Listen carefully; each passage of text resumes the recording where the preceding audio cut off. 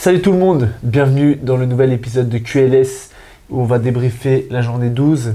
J'ai dormi 4h30 parce que le poteau il voulait pas faire ce soir. J'ai dû regarder, et encore il y a des matchs que j'ai pas regardé. Et là c'était dur. Je vous cache pas, là on est dimanche matin. Si vous voyez ma tête, c'est dur. C'est dur. Mais bon, pour l'amour de l'Euroleague, et comme on a des auditeurs assidus, donc juste parce que j'ai dormi 4h30, là il faut qu'on fasse le record de like. Donc là ça veut dire, là tu mets pause, tu tapes le like. Si t'es pas abonné, tu t'abonnes.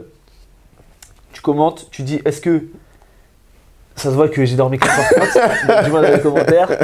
Et voilà. Bon, je vais pas te demander comment s'est passé ton week-end parce que tu joues cet après-midi au mai.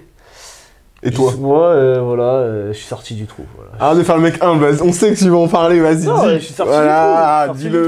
Dis-le. J'ai fait une première mi-temps dramatique. C'est le retour. Je mets mes 15 points en deuxième mi-temps. Voilà, j'ai fait un bon match. Après, c'était les derniers. Non, c'est même pas les derniers, c'est l'avant-dernier. Mais on a failli perdre quand même, mais bon. Gros PBA, c'est dans leur ADN, frère. Je te jure, c'est comme quand j'étais avec Reda. On fait des bons matchs, fin de match, on craque. Bah là, c'est pareil. Ils perdent que comme ça, eux. Bref, voilà pour nos week-ends. On va rentrer direct dans le vif du sujet. On parle direct des clubs français. C'est parti pour les clubs français.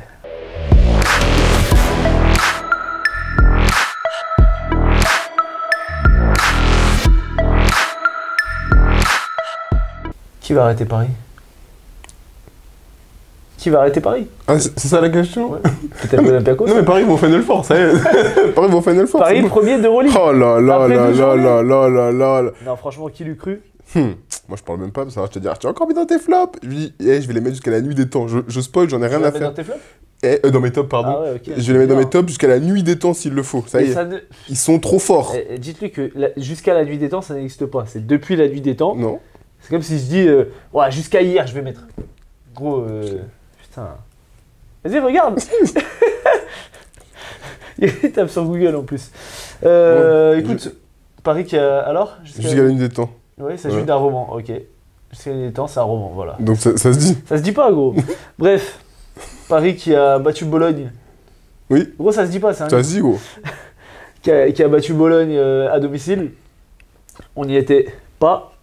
En plus, ça a chanté avec le public après et tout. Ouais, mais ils avaient dit, en fait, ils ont ramené des pizzas. Comment ça s'appelle? Pizza de la Mama, le truc de Evic, parce que c'est sponsor du Paris Basket. Et du coup, ils avaient dit, en plus, vu que c'est Bologne, tu vois, et tout, si on gagne, les joueurs ils vont ramener les pizzas et tout. Donc, c'est ce qui s'est passé. Ça, c'était marrant. Mais voilà. Mais pause, non, mais on peut s'arrêter quand même 5 secondes. Paris, premier d'Euroleague. Ouais. Je sais pas, ça me choque, ouais. Mais arrête. Je mens. Ah, merci. Ça me choque pas. C'est une dinguerie. C'est une dinguerie. C'est une dinguerie. C'est une victoire d'affilée. Putain, attends, mais on est où là? Ils sont à 9-3. Ils étaient à 1-3. Oh là là. Et sérieux. bon, voilà, après, franchement, c'est un des matchs.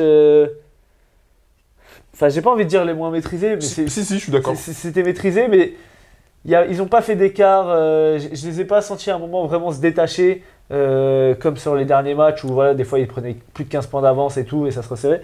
Là, c'était toujours très serré. Bologne fait un bon match aussi. Il y a un joueur de basket qui a décidé de jouer sur ce match-là. Oui, Kleber, ouais. Ça te parle? Il a dit, ah, mais ça fait longtemps que je peux jouer au basket. Surtout sur la première mi-temps. Il y a beaucoup d'adresses, donc ça tombe dedans, quoi. Et donc c'est ça qui l'aide. Mais je suis d'accord, hein, quand tu dis un match pas forcément moins maîtrisé, mais en tout cas, ils l'ont moins dominé qu'à l'accoutumée, parce que là, ils se font impacter très rapidement dès le début du match. Tu peux te moucher, hein. ils sont impactés. Non, mais parce qu'après, avec le micro, ça peut faire. Ils sont impactés dès le début du match parce que Will Clyburn trouve beaucoup d'adresses et en fait, il montre toute sa panoplie. Il est intenable sur du flotteur, sur du tir à lui extérieur dans la transition. Mais après, Paris n'est jamais très loin en fait. Paris n'est jamais très loin. Et tu vois, à la mi-temps, ça y est, c'est bon. À la mi-temps, c'est bon, ils ont déjà récupéré le lead. Il y a 44-38. Et derrière, ils font un gros écart. Je crois qu'il y a plus 15. 14. Plus 14 ou plus 15. Ils font un gros écart. Et tout de suite après, ils ont un peu par contre cet ADN-là où ils veulent pas clôturer les matchs. En mode, il y a plus 14, tu dis bon, la fin de match, elle va être ouais, ils se mangent tranquille. Un run à la ils fin. se mangent un run, c'est tombé. Ils se mangent un 12-0 sur les 3 dernières minutes. Donc, ouais, c'est... Pendant 6 minutes, ils n'ont pas marqué. Mais voilà, on l'a dit, Paris est très bien en place défensivement. Encore une fois, on a vu sur des situations de post-up les rotations, le nombre de balles qu'ils ont récupérées. J'aimerais bien faire une analyse, mais je suis tellement en retard sur mes analyses que j'avais commencé celle de Malédon à la J2, je ne l'ai toujours pas faite. Mais franchement, c'est hyper intéressant de voir comment ils trappent, comment ils orientent le post-up vers la ligne de fond. Et en fait, ils coupent quasiment toutes les passes et toujours à l'opposé, tu as un joueur qui va gérer les deux passes, le mec à 0 et le mec à 45 à l'opposé. Et ils arrivent très très bien à le faire. Et ils récupèrent des balles comme ça. Et donc voilà, Shengelia a été énormément limité, qui est quand même l'option offensive numéro 1 de cette équipe, surtout sur du post-up. Tu allais dire, à l'intérieur, ils allaient souffrir. Les stats de Shengelia sur le match, 8 points, 1 sur 3 à 2 points, 1 sur 5 à 3 points, donc 2-8 au tir, 3 sur 4 au lancer, 4 rebonds, 2 passes, 3 pertes de balles, 5 dévals. Donc voilà, ils ont vraiment lock ce joueur-là. Il y a Will Clyburn qui fait, tu l'as dit, qui fait une énorme première mi-temps. Il met 20 points en première mi-temps, il finit à 25 quand même. Donc en deuxième mi-temps, il y a Tyson Ward qui a dit bon. Et Isaiah, encore une fois, qui fait la meilleure éval de son équipe. 16 points, 4 sur 5 à 2 points, 1 sur 2 à 3 points, 5 sur 6 au lancer, 7 rebonds, 8 passes, une seule perte de balles, 5 fautes provoquées, 28 dévals. Il est le meilleur joueur de cette équipe depuis le début de saison. Ouais, en 24 minutes seulement. Donc franchement, ça fait plaisir à voir. Côté Paris, moi j'ai encore trouvé quand même une belle performance collective et la connexion entre Nadir Rifi et Maodolo qui se fait de plus en plus. On les voit se chercher, se faire des extra passes, ce truc. Et en fait, ils sont dans des fauteuils derrière parce que les deux sont tellement dangereux en 1 contre 1 que y a forcément des aides. Et ils ont réussi à trouver le truc de « Ah, je te décale et tout ». Et Nadir, il a des tirs grands ouverts. Maodolo, il a des tirs grands ouverts, mais qui viennent l'un de l'autre. Et il va mieux surtout. Je trouve que Maodolo, il va beaucoup mieux. Depuis 3-4 matchs, depuis qu'on l'a vu à Kaunas, quand on était à Paris plutôt, depuis qu'on a vu à Paris contre Kaunas, ça va beaucoup mieux. Ouais, le Barça, il fait un gros match aussi, exactement. Ça va beaucoup mieux, il trouve son rythme à lui, il retrouve un peu d'adresse aussi. Il fait 15 points. Hein. Ouais, il fait 15 points là, il est 3 sur 7 à 3 points, c'est ça. Donc 3 passes, de 0 passes, pardon, 3 paires de balles. Ouais, alors c'est ce passage, la fin 3ème, il a un passage, il perd 3 paires de balles, il fait 3 paires de balles d'affilée. Consécutif. Tu dis, bon, et tout. Mais franchement, non, il fait un très bon match. Pour moi, je l'avais vu faire une passe décisive, mais peut-être que je me suis trompé. Alors, c'est dans l'autre sens, c'est Nadir qui fait 2 passes. Mais ouais, c'est en sortie de banc, quand tu as un joueur qui est comme ça et qui est capable d'enflammer aussi, parce qu'il n'est pas que. Là, il n'a pas été aussi que dans le side-step, tu vois, il a été agressif, il fait 3 sur 4 à 2 points. Alors, il prend 7 tirs à 3 points, mais il fait 3-7, donc c'est correct. C'est très bien même. Et voilà, il a été chercher du drive. Et on a vu par exemple contre le Barça qu'il est capable aussi de trouver des passes. Et du coup, ça avait vraiment de Nadir dans un truc de ok, je suis là pour scorer. Par contre, ce que j'ai aimé, c'est que quand Nadir, voilà, justement, a créé un décalage et a de l'aide, et il a su trouver les petites passes. Par contre, Nadir fait un contre 1, c'est relou. Hein. Franchement, c'est vraiment relou. Hein. Parce qu'il envoie tout son corps, il fait droite-gauche, comme s'il allait partir à gauche, boum, il revient. À un moment, il met un cross. Je sais pas qui a pris, mais je vois très bien de quelle action tu parles. Il repart dans c'est le Cordier ou Hackett? Non, c'est Hackett. C'est Hackett, je crois, qui a pris. Il se mange un double cross. Et du coup, ça me déde parce que genre, les 2 premiers tirs qu'il prend à Rifi, c'est des très bons tirs, genre bien amenés et ça, donc il met dedans. Derrière, il dit bon, allez, quand même, je vais prendre un tir du logo. Il met un cross. Si le mec il passe sous l'écran, il est à 9 mètres, il a tiré, il a raté. Bon, bref. Mais ouais, bon, franchement. Je veux, même si on l'a répété encore et encore, parce que on parle de Nadir Rifi, souvent de TJ Short, là qui a été plutôt maladroit, notamment à 2 points, mais qui fait un grand match. Mais je veux surtout, bravo Monsieur Yantounen, encore une fois, parce qu'il ne met que 6 points, mais il met 2 gros tirs qui sont ultra importants, mais il va prendre 8 rebonds, faire une passe. Donc, bravo. 48-38 au rebond pour Paris. Ils les ont désossés. Il y a Malcolm, il prend 6 rebonds. Tyson Ward, il prend 9 rebonds. Kevarius Hayes, il en prend 6. Et Yantounen, tu l'as dit, il prend 8. Et Kratzer, il prend 5. Il prend 5 aussi. Donc, ils les ont désossés. Donc, non, bravo, Monsieur Yantounen. Il est toujours aussi adroit et très adroit depuis le début de saison. Il tire à combien à 3 points en début de saison? 43% à 3 points. Donc, c'est plutôt correct. Déjà, quand t'es au-dessus de 40, c'est bien. Quand t'es autour de 42, c'est exceptionnel. Surtout quand t'as un poste 4, quoi. Et c'est ça, quand t'as 43%, bon, voilà, vous avez compris un petit peu l'idée. Belle semaine pour Paris. On est très contents. Semaine prochaine, double journée, comme je le disais. Ils vont à... Alors, ils jouent l'Olympiakos et ils vont au Maccabi. Donc, on verra comment ils vont en Serbie, quoi. Ouais, on verra comment ils s'en sortent. Mais en tout cas, belle semaine pour eux. Écoute, franchement, pour moi, ils doivent se taper le Maccabi. Après, il y a El Piri. Vezenkov va revenir, tu vois. Oui, non, mais après, ça, pour moi, ça va être vraiment le match qui peut arrêter leur série. Je les vois pas perdre face au Maccabi. Je les vois pas une seconde perdre face au Maccabi. Je suis d'accord. Genre, tu sais, c'est à notre niveau. Tu vois, nous, on gagne des matchs, mais le contenu, on n'est jamais serein et tout. Paris, dans le contenu, on l'a dit, c'est vraiment propre, donc sur ça, je me fais pas trop de soucis. On en a pas parlé, mais voilà, quand même, TJ Shorts, même s'il se trouve un petit peu au tir à 2 points, il fait encore 2 sur 2 à 3 points. Il fait quand même 19 points à 9 passes, 25 dévals, 8 fautes provoquées. Il met encore les tirs à la fin de match. Alors, il rate beaucoup de lancers, il fait 5-9 au lancer, mais il met encore des gros tirs. Donc voilà, moi, je l'ai mis MVP du match, hein, évidemment. De toute façon, à ce rythme-là, il va être MVP de Euroleague. C'est ça qui va se passer. C'est ça qui va se passer. C'est quand même incroyable. On passe sur l'Asvel. Allez, let's go. Allez, on passe sur l'Asvel qui jouait contre l'Anadolu Efes. Ouais, victoire facile, ça. L'Asvel, c'est un club qui domine en Euroleague depuis des années, qui est établi, donc une victoire facile. Gros, le 4e carton qu'ils ont fait. Oh là là là là. Mais, là, tu peux pas perdre quand c'est comme ça. Ils ont eu une adresse dans le 4e carton, c'était n'importe quoi. Ils ont allumé dans tous les sens. Tout le monde mettait Kauji, Laiti, De Colo, Malédon. C'était trop. Tout le monde mettait les fesses. Ils ont rien vu venir. Franchement, le match était serré.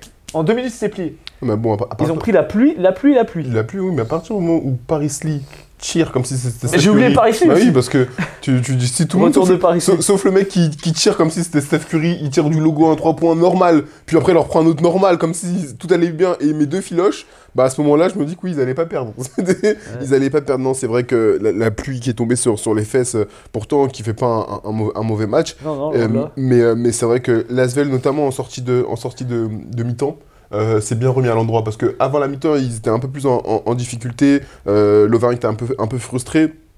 Et t'as les fesses qui loupaient pas grand chose aussi de l'autre côté. Sauf qu'en sortie de mi-temps, je les ai trouvés beaucoup mieux, beaucoup plus agressifs, beaucoup plus forts, beaucoup plus hauts. Donc forcément, ça te permet déjà de revenir. Ils perdent moins de ballons. Et derrière, comme tu l'as dit dans le 4e quart-temps, pour pas paraphraser, c'est une démolition. C'est une démolition tout simplement. Et c'est une démolition. Ils font 5 sur 9 dans le dernier carton.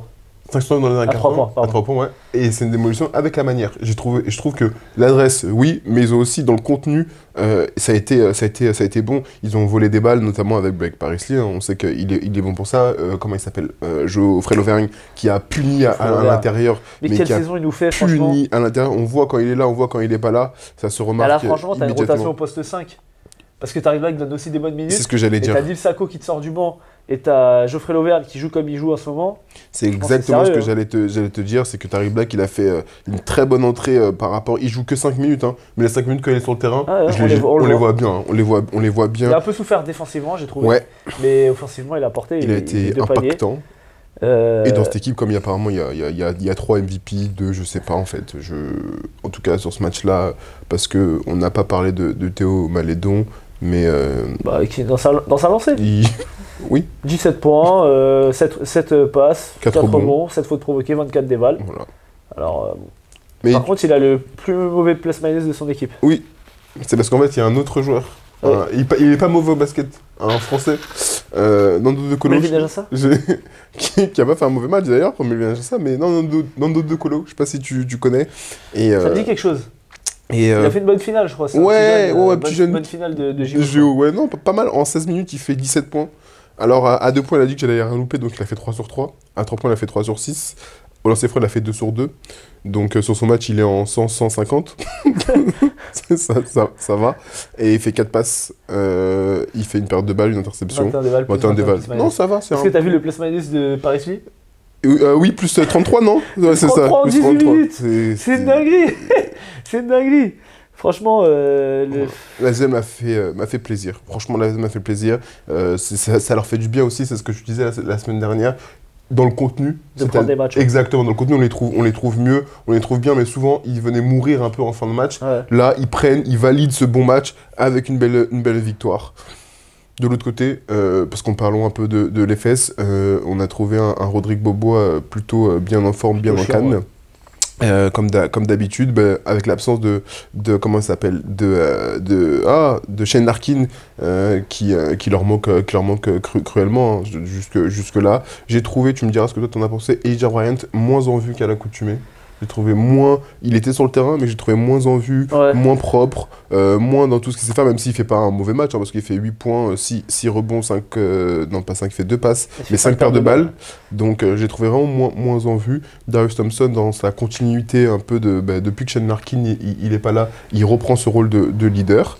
Donc voilà, qu'est-ce que toi tu veux ajouter à ça? Bah, moi, alors je vois Jordan Nwora qui joue 21 minutes, j'ai l'impression qu'il a pas joué. Ou alors il doit jouer la fin de match et tout, quand j'ai avancé en rapide, mais c'était quand même une des options offensives importantes de l'EFES. Là, je ne l'ai pas vu sur ce match. Il fait 9 points, mais franchement, c'était transparent. Donc c'était dommage parce que justement, il y avait cette bonne connexion avec. Il se force à faire jouer Stanley Johnson 14 minutes, il t'apporte rien. Il fait 0 points, un rebond, une passe, 2 fautes commises. Stanley Johnson, ça marche pas à l'EFES. Il était question qu'il parte. Franchement, pour moi, ça sert à rien de lui donner des minutes. Fais jouer Jordan Nwora, fais jouer plus Rodrigue Bobois, fais jouer plus Elijah Bryant si tu veux. Là, je vois pas l'intérêt de faire jouer. Tu peux faire jouer même des joueurs turcs là si tu veux. Là, je vois pas l'intérêt de le faire jouer Stanley Johnson. Il apporte vraiment rien. Après, voilà, côté EFES, franchement, ils font un match lambda. Ils font pas un mauvais match. Ils font un match lambda, mais à la fin, quand l'Asvel joue comme il joue. Et puis surtout, l'Asvel, faut le dire, ils sont à 55 points encaissés à la mi-temps. Oui. Et ils finissent à 82. Ce qui fait 27 points encaissés, voilà, très bien, dans le deuxième quart-temps. Enfin, dans le deuxième mi-temps. Bah, ça fait la différence. Ah bah oui, quand ils en mettent 50 en deuxième et tu fais 50 à 27 en deuxième mi-temps, bah. T'en encaisses moitié moins quasiment. Donc voilà. Donc voilà pour l'Asvel, bravo à l'Asvel qui remonte au classement et qui va peut-être jouer le Final Four, je mens, mais voilà, ça fait plaisir de prendre ce match-là. En tout cas, côté Asvel, on finit sur Monaco. Monaco-Pana. Gros match. Oui. Gros match. Premier match de Vassilis Spanoulis. Alors, avant d'aller sur les stats, donne-moi ton ressenti visuel. La ressenti visuel, c'est que ça joue beaucoup plus. Les balles sont toujours dans les mains des mêmes joueurs, oui, mais ça joue sur du pick and roll. Exactement. Ça joue beaucoup. Il y a eu quelques ISO, notamment dans le quatrième quart-temps. Il y en aura toujours quand tu as des joueurs comme ça, mais beaucoup moins. Beaucoup moins. Ça joue énormément de pick and roll et du coup, ça crée du mouvement. La consigne est claire sur pick. Si tu n'as pas créé le décalage, tu kicks à l'opposé, ça rentre dans les rotations et derrière, alors là, il se régale pour attaquer des close-out. Et voilà. Et franchement, à voir si c'est pas. Tu vois, le premier match, on va voir. Ouais, voilà. Oui, c'est le nouveau coach, on est content et tout. Est-ce que ça va pas, ils vont pas retomber dans leur travers? Mais franchement, là, c'est tout ce qu'on voulait voir de Monaco. Enfin, en tout cas, moi, c'était mon ressenti. Qu'est-ce que toi, t'en as pensé? Je suis tout à fait. J'ai pas plus de choses à ajouter. C'est que avant de rentrer dans les stades, je me disais sur ce match-là, je veux voir l'eye contact que j'ai. L'eye test. Okay. Contact visuel. Le regard. T'es dans ça, toi? Je suis dans quoi? Je suis dans l'amour, mec. T'as raison, mec, c'est important, faut aimer. Aimez-vous. Donc, du coup, non, mais je voulais vraiment avoir cette impression visuelle, me dire, ok, est-ce que ça va continuer? Est-ce qu'il va apporter quelque chose de différent? Pour l'instant, il n'a pas non plus révolutionné le jeu, c'est pas ça. Non, mais bon, c'est pas des trucs compliqués. Exactement. Mais ça joue au basket. Mais visuellement, ça joue. On a rarement vu Monaco. Exactement. Alors, encore une fois, c'est un match. Oui. Mais on a rarement vu Monaco jouer aussi bien. Après, moi, j'ai une petite stat qui pourra appuyer ça. Je pense qu'on a la même. C'est quoi? Et du coup, après, je voulais voir dans les statistiques. Ils ont fait 26 passes décisives. Ouais. T'as regardé depuis le début de saison? 10 passes de plus que ce qu'ils font par rapport à l'an passé. Par rapport à ce qu'ils faisaient au début de saison en moyenne. Ouais. Mais surtout, c'est leur record. C'est leur record. Ils ont déjà fait des matchs à 23, 24, etc. 26. Et 26, premier match de Spanoulis, record de passes décisives de la saison, directement. Ils en font 16. Oui. C'est incroyable. Et à côté de ça, ils perdent toujours que 8 ballons. Forcément, le ratio est le meilleur. Hein. Et sachant que le Pana fait pas un mauvais match. Hein, tu vas gagner au Pana dans un match abouti collectivement avec un Mike James en mode distributeur qui fait 10 passes. Il met que 6 points. Alors, il n'a pas eu d'adresse à 2 points et tout. Il s'est fait un peu bousculer. Mais voilà. Il joue 33 minutes. Il fait 10 dévals, plus 2 de plus-minus. Pour moi, Mike James, il fait un bon match. Il n'est pas exceptionnel dans le scoring, mais quand tu fais 10 passes 10, et sachant qu'il a 5 passes déjà au premier quart-temps. Il y a un joueur qui a crevé l'écran contre Monaco. Tu vas me parler du MVP quand même. Ouais. Quand même, merci. Monsieur Alpha Diallo. Toi, tu l'as pas assez respecté. Pourquoi je l'ai pas respecté? Tu l'as pas mis dans tes meilleurs postes 3 de l'Euroleague. Si, mec, ça y est. Je le mets. Je le mets maintenant. Là, franchement, le match qu'il a fait, c'était trop. Des deux côtés du terrain. Bah, de toute façon, toujours, lui. Toujours Alpha Diallo, mais là, il était trop fort. Des deux côtés. En fait, c'est que, tu sais, des fois, je me dis, défensivement, il est toujours fort, il est sur des bonnes bases, et je pense que ça peut aussi prendre de l'énergie sur son efficacité en attaque. Sauf que là, il punissait en défense, il prenait des mecs tout terrain, prenait les contacts, vole des balles, etc. Je me dis, ok, très bien, il a volé 3, ouais, c'est ça, 3 ballons volés. Et d'autre côté, il te sanctionne en plus. Je dis, ah ouais, non, mais là, quand il joue à ce niveau-là, ça devient très, très, très, très relou. Ah, franchement, il fait 35 déval, plus 15 de plus-minus, c'est le meilleur plus-minus et de loin de son équipe. Il a vraiment dominé ce match. En face, en plus, il y avait Kendrick Nunn avec qui ça s'est un peu frité. Les commentateurs n'étaient pas trop contents que Kendrick Nunn ne soit pas exclu. Ça y est. Je pense que l'antisportif, ça suffisait. Exactement. Il enlève la main, C'est ça. prend la main, il tape la Voilà, tête. ça y est. Tu prends antisportive, tu vas pas. Par contre, la technique pour Alpha Diallo, Alpha Diallo est sévère, je trouve. c'est parce qu'en fait, quand il se relève, à un moment, il va le pousser un petit peu, etc. et tout. Ouais, il l'a pas poussé, il l'a montré du doigt et l'autre, je sais plus qui le retenait. Donc non, franchement, sévère. Bon, bref, ça n'a pas changé grand-chose au final. J'ai adoré aussi le match de Papagiannis. On a trouvé près du cercle, 5 sur 6 à 2 points, qui a eu de l'impact, qui a gêné un peu, qui n'a pas pris énormément de rebonds, mais j'ai trouvé offensivement qu'on l'a bien trouvé. Et voilà, le jeu collectif, on a rarement vu Monaco jouer aussi collectif, tu vois. Ça fait plaisir. Kobo toujours dans sa lignée. Johan Bégarin qui a fait un bon match. Miskin, gros, il a joué 8 secondes. Ah, il a joué? Oui, 8 secondes sur le terrain en deuxième mi-temps. Ah ouais, deuxième temps, à fin du deuxième quart-temps. Ou fin du premier quart. Tarpé, hein. Et après, oui, il est rentré, je me dis, bon, là, c'est la fin du carton, il va rentrer. Il a plus 3 de plus-minus. Bon, il est pas trop rentré après. Mais ouais, gros match de Monaco, belle victoire. Côté Pana. Côté Pana, alors, on va commencer à ouvrir un dossier quand même. Le dossier Lorenzo Brown. C'est ce qu'on disait déjà un peu en début de saison. Là, le Pana, ils sont surarmés. Et on sait très bien que Ergin Ataman joue aussi comme ça. Mais j'arrive pas à voir l'impact de Lorenzo Brown. Il fait pas un mauvais match, hein. Mais... oui, sur ce match-là, il n'y a pas d'impact. Après, il y a des matchs où il en a. Hein. Et c'est vrai. Mais là, j'ai l'impression il est un peu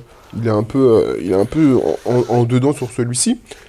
Mais comme d'habitude, moi je vais parler de lui à chaque fois que, même si Kendrick Nunn a fait un très bon match, même si Mathias Sessor a fait un très bon match aussi, et ça faisait longtemps qu'il n'avait pas fait un match on l'a retrouvé, exactement, on a dominant. Mathias Sessor dominant, exactement. Électrique, qui va mettre des posters, c'est ça. qui prend des posters.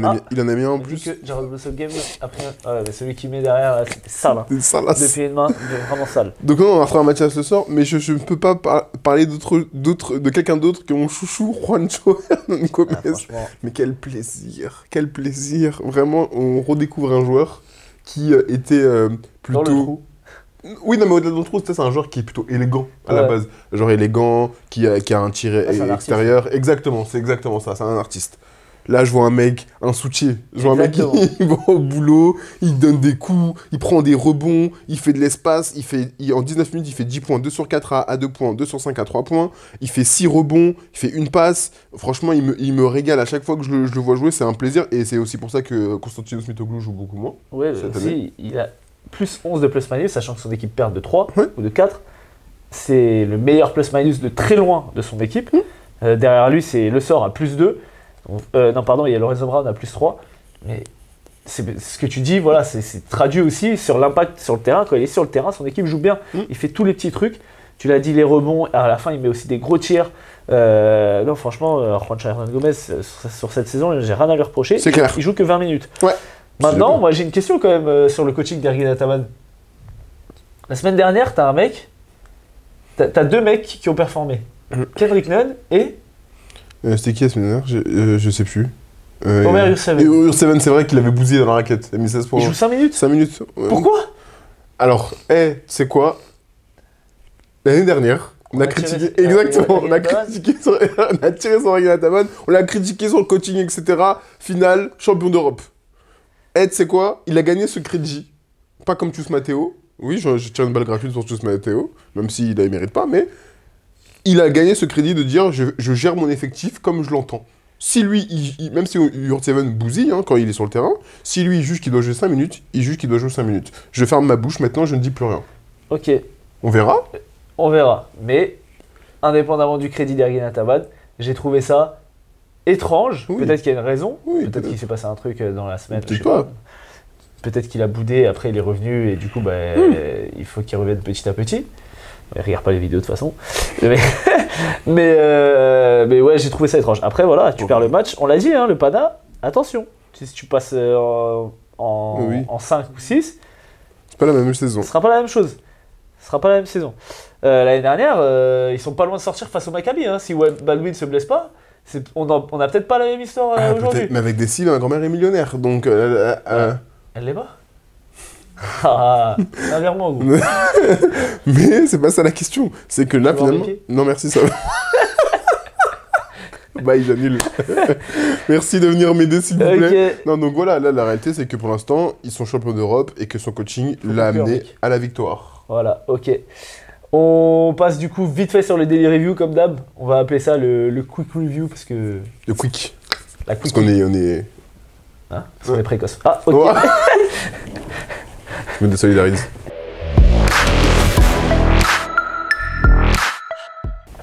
Alors le quickie review. On va commencer par El Clasico. Ah ok, vas-y. Allez, ça part. On va commencer par El Clasico. Et j'avoue, le match, il a duré 8 heures. Que j'ai regardé à 2h du matin. Il me restait encore 5 matchs. J'étais là en mode, oh, putain, ça va jamais se finir. Bah écoute, le Real candidat au titre. Non, tu arrêtes de t'enflammer. Merci. Tchoussine. Hein. Tchoussine. Tchous Matteo, candidat pour le coach of the year. Mami. Bah il est coach. Tu lui donnes pas de crédit à lui. Non. Il est coach of the year en titre, mec. Oui, mais je lui donne pas de crédit à lui. Ah, ok. Je lui donne pas de crédit. Et on voit la saison qui sort, donc je lui donne aucun crédit. Bref, non, mais gros match. C'est un match qui va en double prolongation, si je dis pas de bêtises. Oui. Gros match pour un classico. On se régale toujours. Qu'est-ce qu'on a dit la semaine dernière? Ouais, franchement, Raúl Neto, je vois pas pourquoi il le signe le Barça, je suis d'accord. Bah, il fait une super entrée. Hein. Ouais, après il joue 4 minutes quoi. Il fait une super rentrée, c'est vrai. Il fait une super entrée, c'est ce que je viens de traduire. Mais bon, on a vu Brizuela, Oui. on a vu Nunez, on a vu Satoransky. Bah, pour un retour d'un mec qui était blessé au genou gravement, donc Je suis d'accord, fait une mais bonne je veux entrée. dire, pour donner 4 minutes, tu peux faire jouer un jeune du club quoi. c'est pas faux. C'est pas Après faux. à voir, peut-être qu'il va prendre un peu plus de galons avec le temps. C'était quand même un joueur qui a été prospect NBA, qui a joué à NBA un peu, qui avait un très fort potentiel.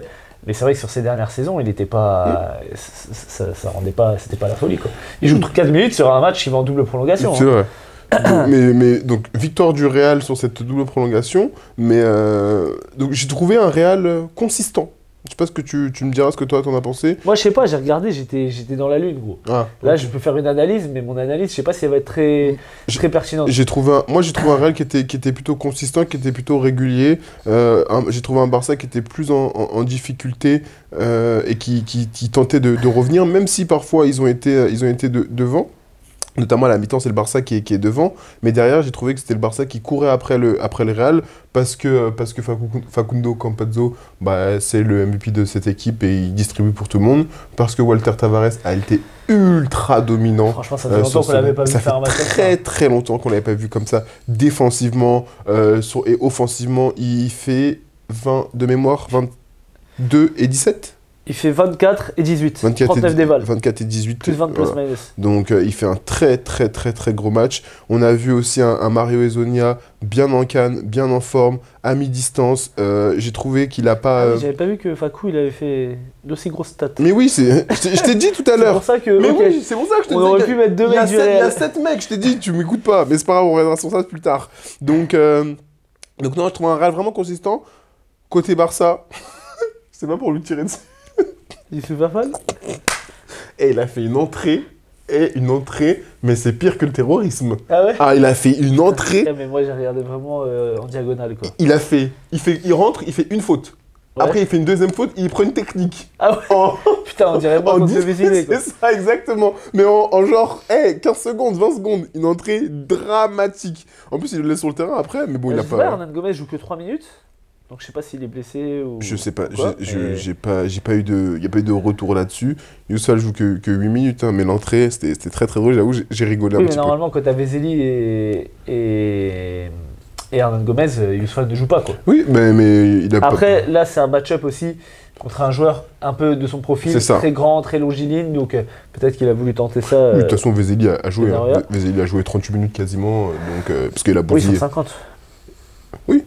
Ouais. Oui, il a bousillé. Il a bousillé, donc... Franchement, la première mi-temps qu'il fait, c'est des trous. Et c'est lui qui tient le Barça. Et chez les tout manque, pour le coup. Chez les tout manque, et il mettait rien là en ce moment, il met rien en ce moment en plus. C'est normal, il est blessé, mec. Tu mets tout. Oui, c'est moi, j'ai compris. Si on explique les blagues, c'est qu'elle est pas bonne. T'aurais pu faire mieux. Ouais, j'avoue. Kevin Punter, on peut en parler un peu ou... Ouais, bah alors, je veux bien que t'en parles, parce qu'à mon avis, on va pas avoir le même avis vu l'enthousiasme que t'as. Exactement, moi je veux te dire, Kevin Punter, continue à prendre des tirs comme ça, on va commencer à t'insulter. C'est ça qui va se passer. Parce que là, t'as fait... Non, mais je suis ça... Voilà. Non, il fait un match où il met des points. Oui, il met des points. Pour moi, il coûte le match. Alors, il coûte le match. Je dirais pas qu'il coûte le match. C'est ça, voilà, je trouve que là, t'es un peu dur. Mais... Je suis d'accord avec toi. Mais...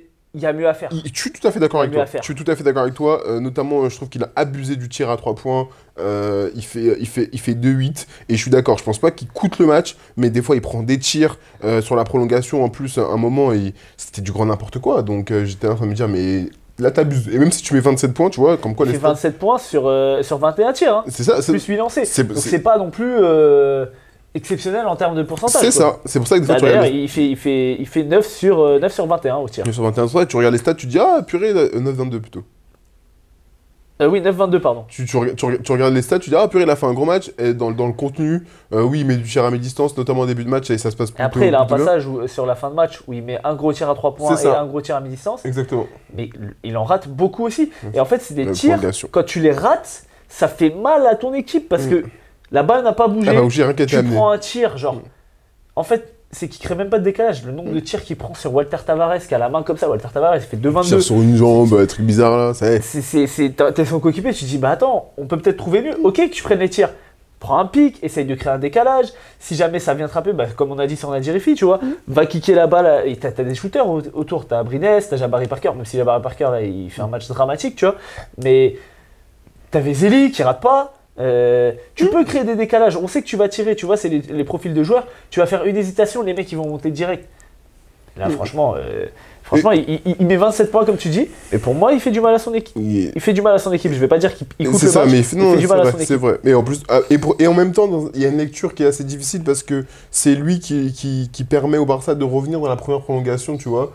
Dans la première prolongation, il les aide à revenir, donc oui, mais il les aide à revenir. Et en même temps, je pense qu'il pourrait les aider à revenir un peu de la même manière, avec moins de déchets, je suis d'accord, avec une meilleure implication collective. Et on joue au basket depuis assez longtemps, et on sait que la qualité de ton attaque va dépendre aussi de ton implication en défense. Et je parle de manière collective.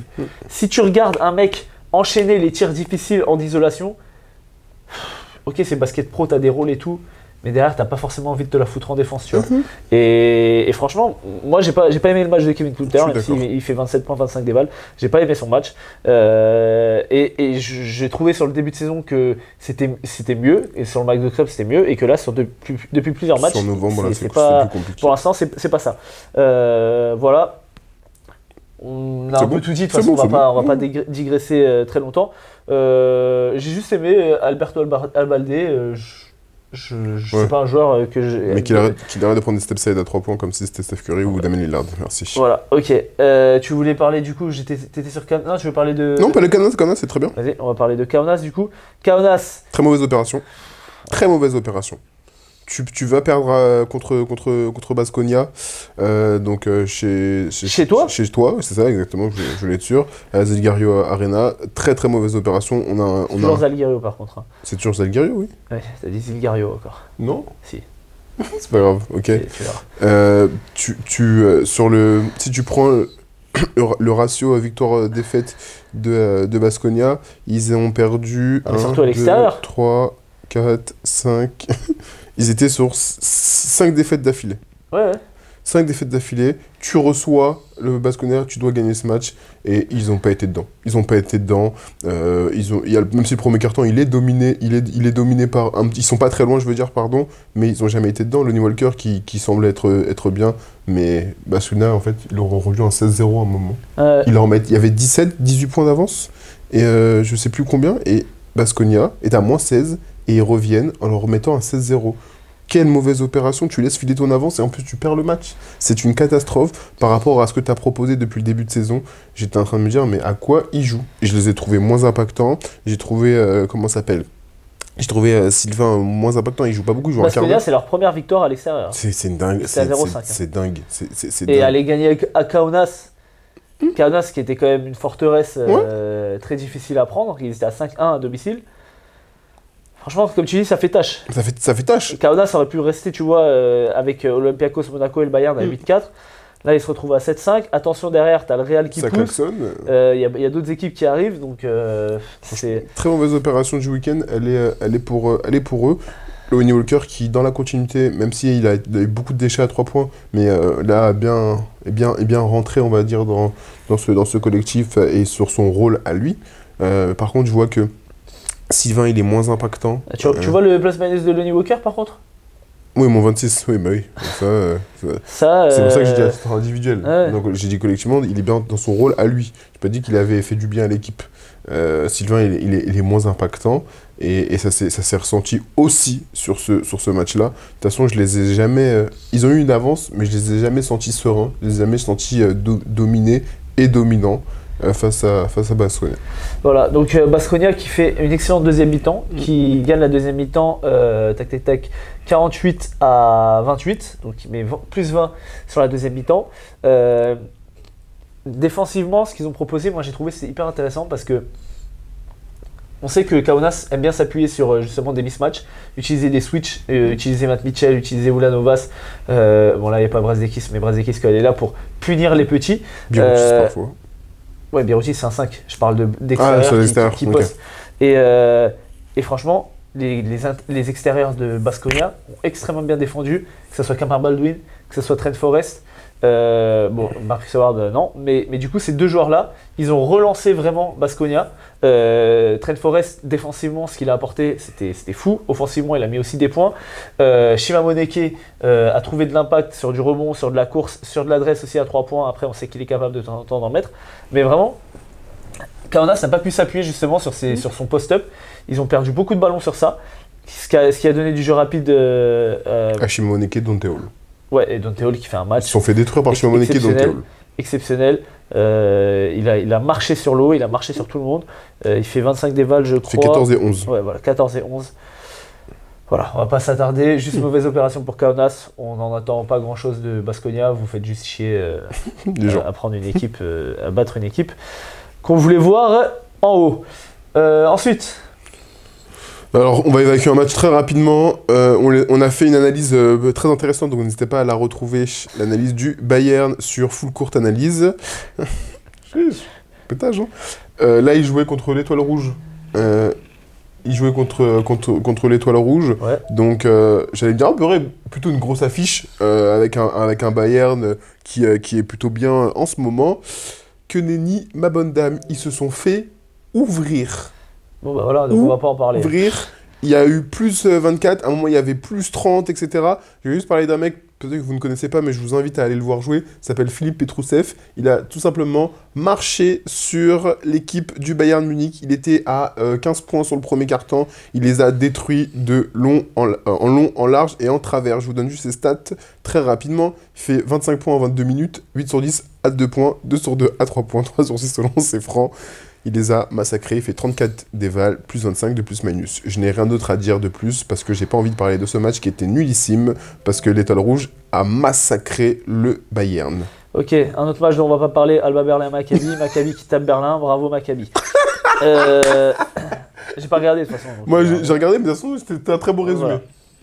Par contre, Rokas Ugubaitis, depuis qu'il est au Maccabi, ouais, il est vraiment pas mal. Autre joueur. Ok. Très bien. Partizan Olympiakos. Vas-y. Bah pareil, une très mauvaise opération de la part de l'Olympiakos. Oui. Très bonne opération de la part du Partizan. Oui. Mais Partizan a tellement de retard. Bon là ils sont à 4-8, ils étaient à 2-8 il y a 2 journées. Donc c'est bien.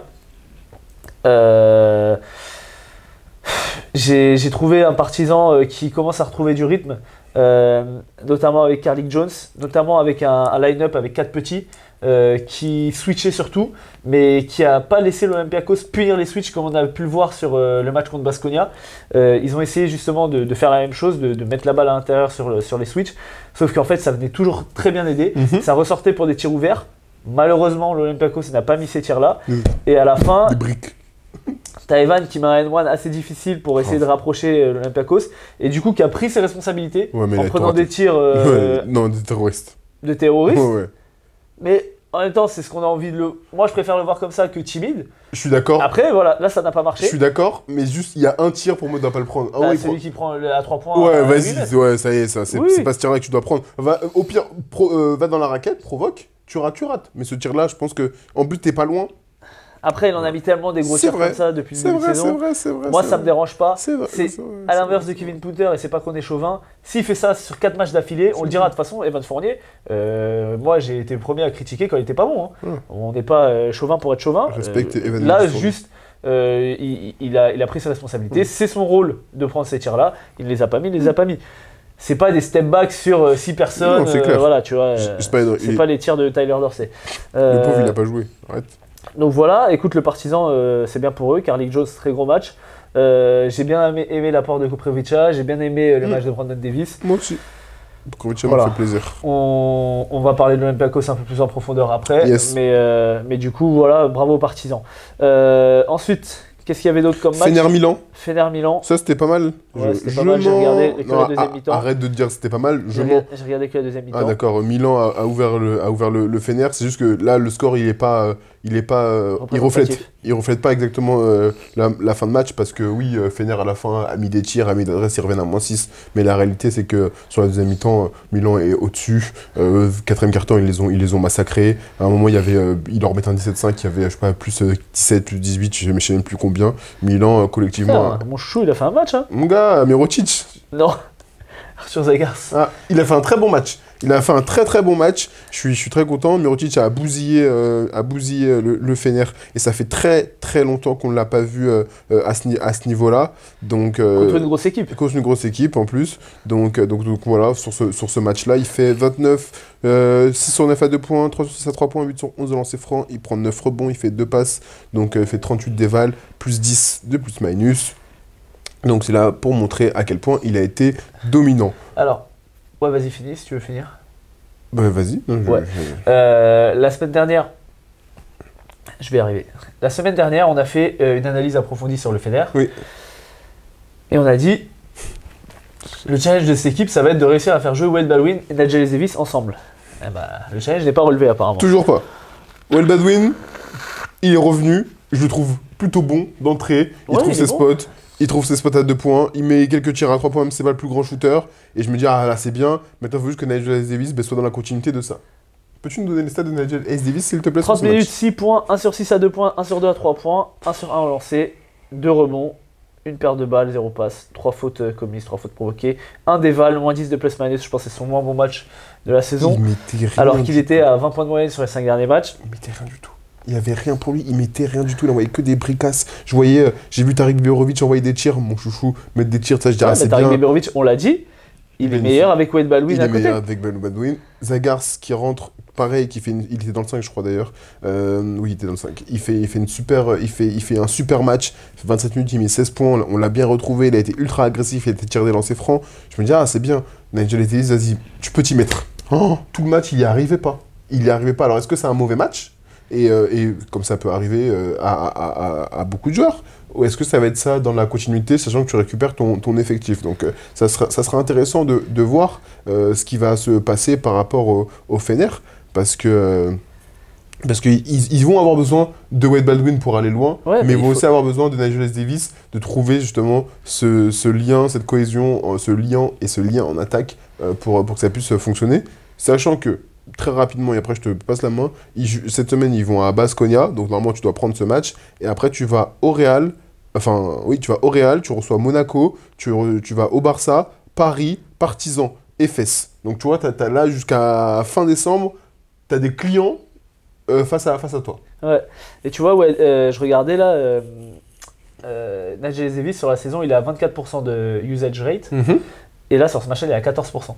Mais logique, il a donné là. Wade Baldwin, il est à 25% sur ce match. Et depuis le début de saison, il est à... Je vais te dire ça le temps que ça charge. Mais il est à 24%. Donc lui, il a été dans ses standards, il a eu la balle. Mais c'est vrai que Nigel Davis, voilà. Il va peut-être falloir se poser des questions, monsieur Jasikevicius. C'est plus facile à dire qu'à faire, cela dit. Parce que c'est vrai que le jeu de Wade Baldwin, c'est un jeu quand même qui est très très statique, porte beaucoup la balle. C'est pas facile à mettre en place tout ça. Mais peut-être que s'ils avaient Spadoulis, peut-être qu'ils auraient pu réussir à faire quelque chose. Voilà, on a tout dit. Oui, sur Milan, on est bon. Très bien. Eh ben écoute, on va passer sur le... C'est quoi que t'as dit? Full court analyse? Full court analyse, j'aime bien en fait. Tu l'as dit, c'est passé crème. C'est passé crème. Et toi, t'es un hypocrite, c'est terrible. Non mais attends, il y a mieux à trouver, je pense. Il y a un truc avec full court, mais... On va voir. On est encore en brainstorming. On brainstorm. Ok, on passe du coup sur la... Vas-y, je te fais kiffer. Full court analyse. Full court analyse.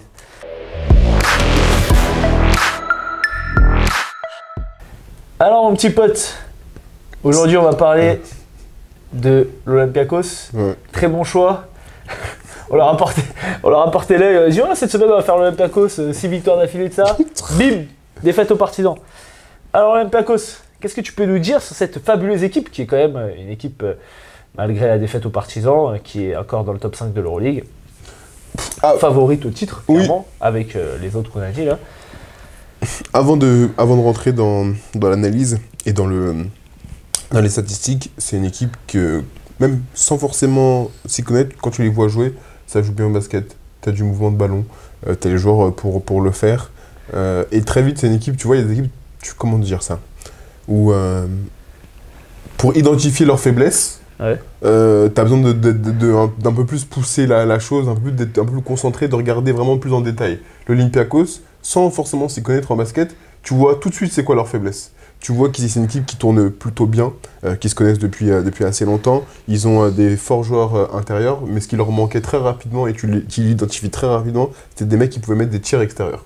Et ça se voit. L'année dernière, tu avais du Thomas Walkup, tu avais du Shekel Makicic, et souvent on disait à Makicic, un joueur de pénétration incroyable, un slasher incroyable, mais sur le tir extérieur, il ne pouvait pas. Thomas Walkup, son travail, même s'il a, on y reviendra par la suite beaucoup moins cette année, mais il prenait beaucoup plus de tirs extérieurs. Et t'avais pas comment il s'appelle aussi, qui est revenu. Taylor Dorsey? Non, enfin ça après. Rezekov? Vildosa. Vildosa. Vildosa qui est là, que t'avais pas, et du coup tu voyais très vite. L'Olympiakos, c'était oui, sur du demi-terrain très fort, par contre pour mettre des tirs extérieurs, très très compliqué. Cette année, ils ont dit bon, on va essayer de changer ça, justement. On va s'appuyer sur des mecs qui peuvent mettre des tirs. Du coup, Shekel Makicic qui a progressé de fou à 3 points. 37%. 37%, c'est plus que correct. Evan Fournier qui est arrivé à l'Olympiakos, même si les Knicks l'ont tué, on sait qu'il a une parfaite capacité de pouvoir mettre des tirs. Je donnerai les stats tout à l'heure sur son pourcentage à 3 points. T'as ramené Vildosa, t'as ramené Tyler Dorsey, t'as le retour de Sasha Vezenkov, t'as 5 mecs, à la fois sur des postes 2, 3, 4, qui peuvent mettre des tirs. Un peu ce qui leur manquait l'année Sachant que dernière. Thomas Walkup, il tire à 39% cette saison à 3 points. Il tire pas beaucoup, mais il tire à 39%. L'année dernière, à 3 points, c'était la cinquième meilleure équipe. Ils étaient à 37% sur toute la saison. Cette année, ils sont 36 et quelques, 36. hein. Ouais. Donc ils sont quasiment dans leur même standard. Sur le tir à 2 points, l'année dernière, ils sont à 55%, 6e meilleure équipe. Cette année, ils sont à 57%. Donc tu vois, tu as une équipe qui est pas... qui surperforme pas. On n'est pas en train de dire ils surperforment, ils tirent de fou, ils tirent à 43%, c'est aussi ça qui leur permet ça. Mais pourtant, c'est la première équipe au rating en attaque. Ouais. 120. Ils sont à 120. L'an passé, ils étaient à 115. Est-ce que ça a un effet avec l'arrivée d'Evan Fournier? Non, blague à part, le retour de Sasha Vezenkov qui leur fait le plus grand bien, je pense, à ce niveau-là. Bah oui, je suis d'accord avec toi. L'année dernière, le Olympiakos, c'était une équipe qui était très forte défensivement. On avait vu, c'était une équipe qui était première au defensive rating l'année dernière. Première défense même au point, qui encaissait que 75 points. Très très forte défense, vraiment, c'était leur ADN. Ils pêchaient un peu en attaque. Des fois, on savait qu'ils avaient du mal à emballer le match. On l'avait vu par exemple sur la série face au Barça. On avait dit, si le Barça veut espérer gagner, il faut qu'ils courent, parce que sur la défense de mi-terrain, ils n'arriveront pas à passer. Ils n'ont pas réussi d'ailleurs. Cette année, bah, tu l'as dit, il y a eu un remaniement d'effectifs. Et bah, le profil de l'équipe a changé. Cette année, c'est une équipe qui est très forte offensivement, mais qui est beaucoup moins forte défensivement. Et surtout, à l'extérieur. C'est une équipe qui a un visage vraiment à l'extérieur, totalement différent. Alors, je vais donner les stats à l'extérieur. Ils autorisent presque 20 passes en moyenne, passes décisives, donc c'est les 16e d'Euroleague. Et ils provoquent seulement 10,8 pertes de balles, donc 16e aussi d'Euroleague. Donc c'est une défense qui est vraiment pépère, qui n'est pas agressive. À part Thomas Walkup, tu n'as personne qui va aller se coller des pressions défensives. Tu l'as dit parce que tu as remplacé Canaan par Evan Fournier. Evan Fournier, on l'adore, mais défensivement, on en parlera tout à l'heure, c'est pas encore ça. Que tu as remplacé Peters par Vezenkov. Vezenkov, on l'adore, mais défensivement, c'est pas ça non plus. C'est pas lui qui va te mettre des pressions défensives ou qui va défendre dur sur le post-up, etc. Et voilà, donc c'est une équipe qui, encore une fois, on parle d'une équipe qui est top 3 Euroleague, qui est une très forte équipe, mais à l'extérieur, ils n'ont pas encore trouvé la marque pour réussir à, justement, on l'a vu face aux Partisans, ils perdent à l'extérieur et marquent que 70 points, là où c'est quand même une équipe qui est la meilleure, pas la meilleure attaque, mais qui est premier au offensive rating, qui est premier, on l'a dit, c'est le plus beau jeu d'Euroleague, premier à au nombre de passes décisives, ils sont à 21,2, et premier au nombre de lancers francs tentés également. Donc c'est une équipe qui va chercher beaucoup aussi de paniers près du cercle. 19, faut te provoquer en moyenne. Ouais, c'est ça. Premier aussi, je crois. Après, c'est une équipe, si on veut rentrer un peu dans... On en a déjà parlé quand on parlait de l'Olympiakos, mais voilà, ils sont armés partout. Quant à Mousfal, il tire à 80% à 2 points, je crois. C'est soit 2 points, soit faute. Il est intenable sur du post-up, il a des bons moves. Défensivement, Mousfal, malgré qu'on dirait qu'il a du mal à se déplacer, c'est quand même un joueur qui est très bon sur les switches, qui est capable de tenir des petits. T'as Miluchinov qui fait une saison, franchement, un peu à la Vincent Poirier devant Walter Tavares, parce que pour l'instant, le meilleur pivot de l'Olympiakos, c'est clairement Miluchinov. 3e meilleur scoreur de l'équipe. Ouais, et meilleur rebondeur offensif de l'Euroleague à 3,9 rebonds. Et il prend 7 rebonds et quelques de moyenne, et il prend presque 4 rebonds offensifs. Franchement, et le mec il saute pas. Donc on l'a dit, à l'intérieur ils sont hyper armés. Sur le poste 4, t'as Alec Peters l'année dernière qui fait une saison incroyable à plus de 13 points, à 50, 40, 90. Cette année, il joue pas beaucoup parce que tu as le retour de Vezenkov qui est à 18 points par match. Enfin, après, on rentrera dans les toujours en 50, 40, 90. Ouais, voilà. et donc, tu as cette équipe qui est vraiment hyper complète avec Evan Fournier, avec Thomas Walkup, avec Vildosa. Je veux revenir sur quelque chose que tu disais tout à l'heure, dans la continuité de ça. On a eu un remaniement d'effectifs. On a un Olympiakos qui quand même a des bases assez solides par rapport à ce qu'elle proposait l'année dernière. Et pourtant, on a vraiment ce double visage entre à l'extérieur et à domicile, tu vois. Et je regardais quand je préparais, à domicile, c'est la première équipe en défense. Au defensive rating ou en points Au defensive rating, je crois, à domicile. Tu peux revérifier, ou revérifier pour pas que je dise de bêtises, mais ça montre vraiment à quel point ils sont... Le mec, il dit, quand j'ai préparé... Frère, il faut vérifier. Tu peux revérifier. C'est pas... T'avais les stats sous les yeux, non? Non, Putain. Pas d'insulte ici, il y a des enfants qui regardent. Il n'y a pas d'enfants. À chaque fois, quand YouTube, ils me disent « Est-ce que cette vidéo a été conçue pour les enfants ?» Je mets « Non !» Il y a du contenu. Voilà, j'allais dire des dingueries. Du coup, tu m'as dit quoi? C'était quoi ta question? À domicile? Oui, ils sont premiers au defensive rating à domicile. Ils sont à 102,3. Et alors 17e à l'extérieur. C'est fou. Ça veut dire que qu'est-ce qui peut expliquer ce côté à domicile, on est beaucoup plus fort défensivement que à l'extérieur. Bon, souvent, je pense qu'il y a le public aussi du Pirée qui pousse aussi dans ce sens-là. Donc, mais je trouve ça assez impressionnant d'avoir ce double visage. Soit tu es une équipe average en défense et tu l'es aussi à l'extérieur, mais là il y a vraiment un écart. Et en plus, c'est pas comme si à domicile t'es première au defensive rating et à l'extérieur t'es, je sais pas, 6 ou 7e, t'es 17e. Donc c'est vraiment, il y a 18 équipes en Euroleague. Ouais. Après, pour être tout à fait complet sur les équipes qu'ils ont joué à l'extérieur, dis-moi. Ils ont joué le Partizan là, oui. Ils ont joué le Maccabi, mais le Maccabi ils ont gagné. Ils ont joué au Pana, ils ont gagné quand même. Ils ont joué à l'Efes où ils perdent de 2. Et ils jouent au Fener où ils perdent.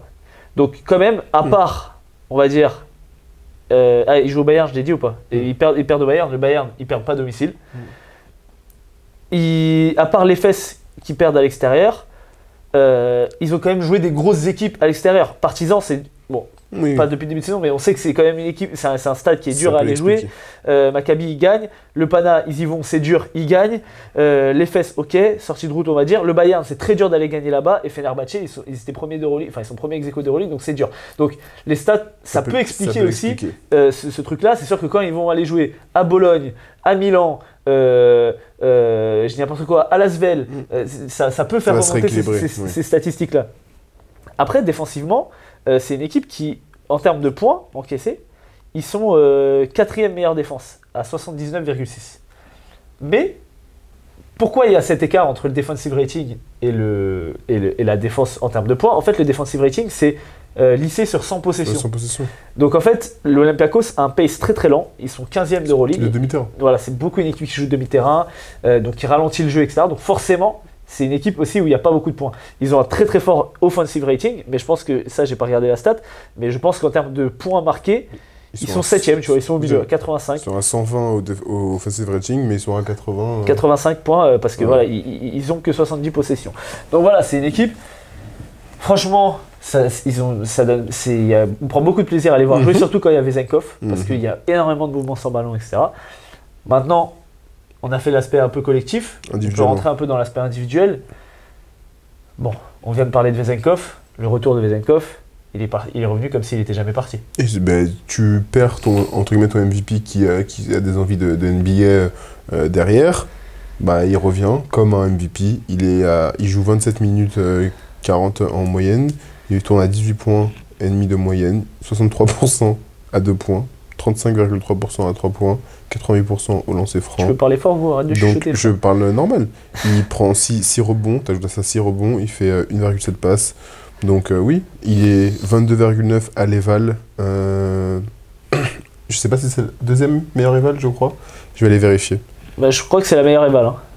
Alors peut-être que Mirotic, il a dû remonter là, avec son match à... C'est la première ou la deuxième meilleure éval.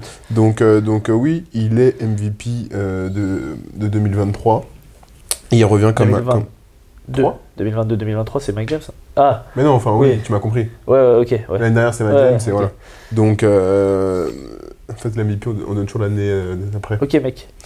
My bad. Mais non, donc complètement d'accord. Evan Fournier, qui est derrière... c'est Mirotic qui est premier, Vezenkov est deuxième. C'est ça, ok. Chiche, j'ai l'œil. J'avais vérifié. Donc, Evan Fournier, deuxième meilleur joueur de cette équipe, il fait 14,2 points. 52% à 2 points, 38,6% à 3 points. Il se rapproche quasiment des 39. 76% au lancer franc. 2 rebonds, 2 passes, donc plutôt bien. Et je veux te donner une statistique un peu plus poussée par rapport à Evan Fournier. Son mois d'octobre, Evan Fournier, c'est 11,1 points, 2,1 rebonds, 0,8 passes, 35% à 3 points. Son mois de novembre, qui est quasiment maintenant fini parce que nous sommes le 1er décembre, 18,6 points, 2 rebonds toujours, 3,8 passes, 42% à 3 points. On a vu le changement qu'il y a eu aussi sur ce mois de novembre, et on l'a dit sur les derniers matchs, les dernières sorties, où il avait retrouvé de la confiance, il a retrouvé du rythme également, parce que le basket c'est un sport de rythme, et que quand tu n'as pas de rythme, forcément ça n'aide pas. Donc on voit un Evan Fournier comme on a pu le voir un peu à son arrivée au Knicks, mais surtout comme il joue à Orlando, comme il a pu jouer à Boston, un mec qui va se lâcher, qui prend des flotteurs, qui distribue aussi, parce que des fois il avait un peu abusé sur le début de saison où il tournait à peine une passe. Donc, sur les 4 premiers matchs, il était à 0,25 passes par match. Ça y est quand même, Evan, on t'aime bien, mais il faut libérer le ballon.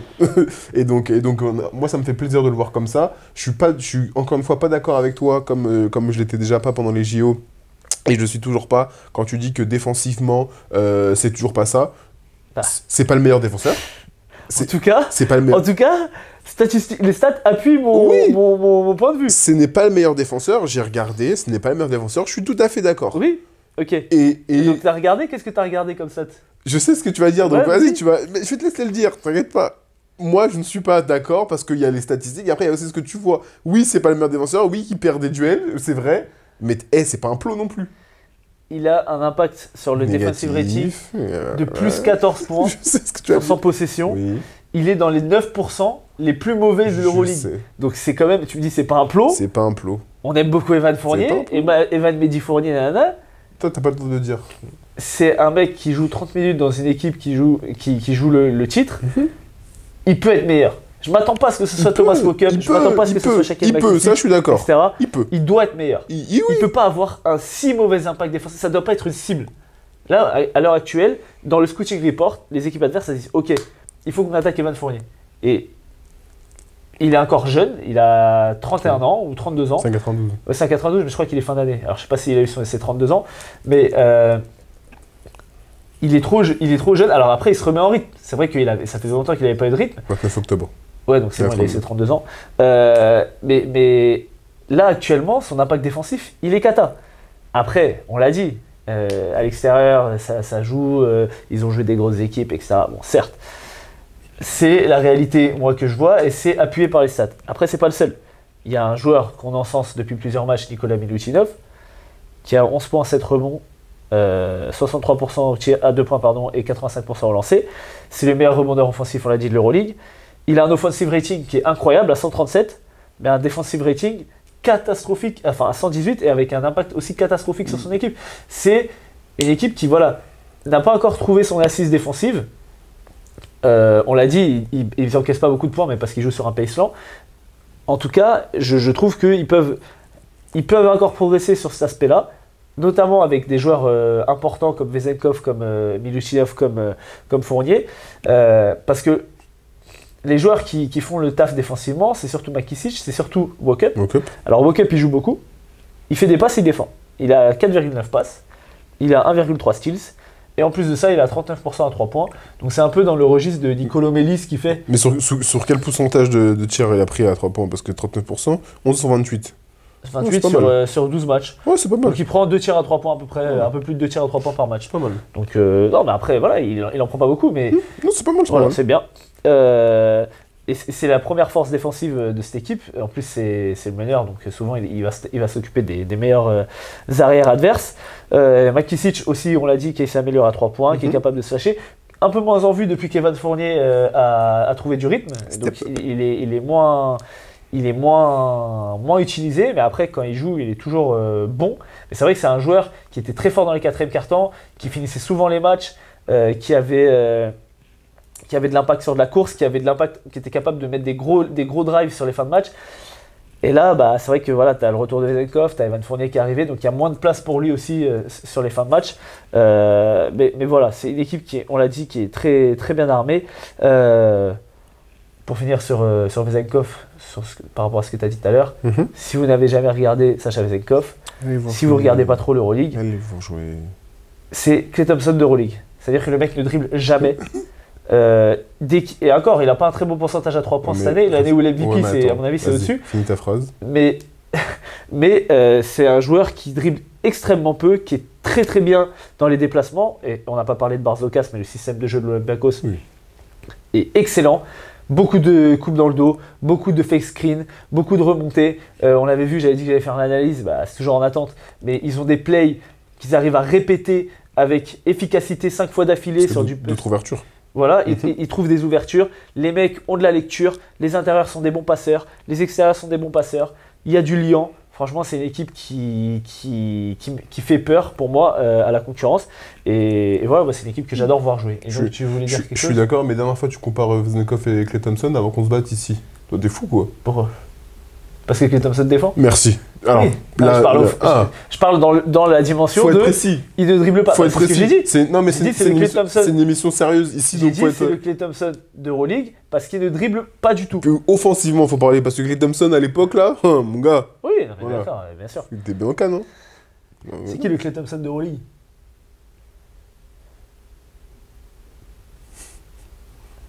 C'est Tyson Ward. Émission sérieuse, là, je vais faire des blagues. Émission thème Tyson, hein.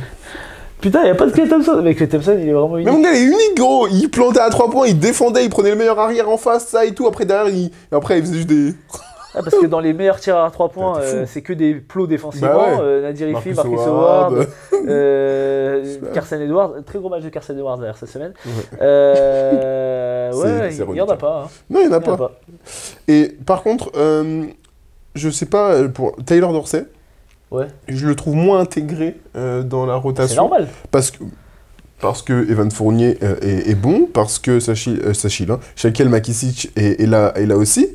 Donc, mais il est moins intégré dans la rotation, c'est tout ce que j'allais dire. Oui, parce qu'il joue beaucoup avec deux arrières, avec Wakup et Vildoza. Vildoza qui est bien en fait, parce que ça donne. Vildoza est capable de créer pour les autres. Je sais pas si tu as les stats en termes de passes d'ess, il a combien? 1,8. C'est les passes ça? Pas du tout, c'est là. Ici, 2,8 pardon. 2,8, donc il est à presque 3 passes de moyenne en 18 minutes. Et c'est un joueur qui est beaucoup plus offensif et agressif que Thomas Wakup. Donc ça donne aussi une option création, mais aussi danger offensif. Là où Evan Fournier, on lui demande d'être un peu moins dans la création, même s'il est capable, et d'être vraiment scoreur. Donc il y a ce savant équilibre, et du coup, forcément, ça enlève Tyler Dorsey de l'équation, sachant que Tyler Dorsey, voilà, oui, un peu après, tu l'as dit, il y a Shaquille McKissic, il y a Vildoza, t'as Fournier. Il tire à 33% à 3 points. Mais il joue quasiment pas. 11 minutes de moyenne. Vildoza il tire à 42 à 3 points. McKissic tire à 37. Donc oui, au bout d'un moment aussi, dans ce système bien léché de Barzokas, c'est logique. Très bien. On passe sur les tops et les flops. Let's go. Alors mon petit Hop, c'est quoi tes tops, c'est quoi tes flops? T'inquiète, ça va remplir là. Ça va remplir quoi? Les tops et les flops. Ah ok. Technique hein. Ah mon gars. Malgré la déception là. J'ai pas compris. T'as pas la ref? Non, si. Non. Mais si t'as la ref, Gary James, quand il a fait son laïus là. Non, mais ça d'accord, mais t'as dit on va remplir le top et les flops, c'est ça que j'ai pas compris. Parce que t'as dit hop. Okay. Bref. Bon, bref. Cut. Du coup, c'est quoi tes tops, c'est quoi tes flops? Alors, je vais commencer par mes tops. Cocorico. Ouais. Voilà, si tu dis Paris. Non, je vais pas dire Paris. Voilà. Cocorico, Monaco. Monaco, c'est pas français, gros, pourquoi Cocorico? Ça fait partie de la principauté. Bah, c'est une principauté. Et donc ils sont pas français. Ouais, Cocorico, Monaco. Rendez l'argent, les monégasques. Arrêtez l'évasion fiscale. C'est vrai. Mais Monaco, Lasvel et Paris Basket. 3 victoires d'une équipe. C'est la deuxième fois que ça arrive cette saison. Exactement. Et ça faisait longtemps que c'était pas arrivé avant ça. Donc bien sûr qu'on va leur rendre hommage. On en a déjà beaucoup parlé en long, en large, en travers. C'est ce que j'ai oublié de dire sur Lasvel. Ouais. Pierre Poupée quand même. Oui. Faut dire que ce qu'il fait c'est de très grande qualité. Enfin, tu dis que quand il y a un coach, l'équipe joue bien? Oui. Parce que tu dis qu'avant il n'y avait pas de coach? Je sais pas, parce que vu ce que fait TJ Parker en tant qu'assistant. Non, il n'y avait pas de coach avant. Mais non, mais après, il y a des meilleurs joueurs aussi. Mais Pierre Poupée, je trouve que ce qu'il fait, c'est excellent dans le contenu. Même quand il perd, on l'a dit. C'est excellent. Donc, shout out, Pierrick. Si, shout out. Non, mais avec le français, donc c'est mes tops cette année. Le français, c'est la première rubrique, faut suivre. Oui. Faut suivre. Mais du coup, c'est mes tops. Ok, c'est bien. On peut. Voilà, j'ai un deuxième. Je peux le donner? Facundo Campazzo. Oui, logique. Logique. Faut applaudir la régularité quand même du bonhomme. On a un Real qui est moins clinquant cette année, à cause de Chus Matteo. Je le mets pas dans les flops, mais c'est à cause de lui. Là, ils se sont un peu remis en forme, on va dire comme ça, mais ils se remettent en forme parce qu'ils ont un MVP dans leur équipe. Parce que quand Facu va, le Real va. Il a fait 18 et 10 encore. Il a fait 34 déval, on l'a dit tout à l'heure. Et mais le tir à 3 points pour. Et c'est ce que j'allais dire. Il met pour un égaliser tir. pour la prolongation. C'est une très mauvaise défense du Barça, je l'ai pas dit tout à l'heure. Je sais pas ce que Jesse Anderson il a fait. Mais ça switch. T'es à moins 3. T'es à moins 3, t'es loin comme ça. Moi je comprends que tu fasses pas faute. Mais oui. Parce qu'avec Yul et Campazzo, eux c'est des filous, ils vont voir arriver avec les mains, ils vont se jeter 3 lancers direct. C'est vrai. Donc ça, j'ai compris qu'ils avaient pas fait faute. Mais là, il est pas non plus à 10 mètres, il est 1 mètre derrière la ligne, tu passes sur l'écran, tu lui laisses le temps. Tu switches, tu laisses le temps, ça y est, tiens, filoche dans ta bouche et en plus tu perds le match. Donc Facu dans mes tops. Voilà pour mes tops de cette semaine. Ok, alors j'ai Facu aussi également.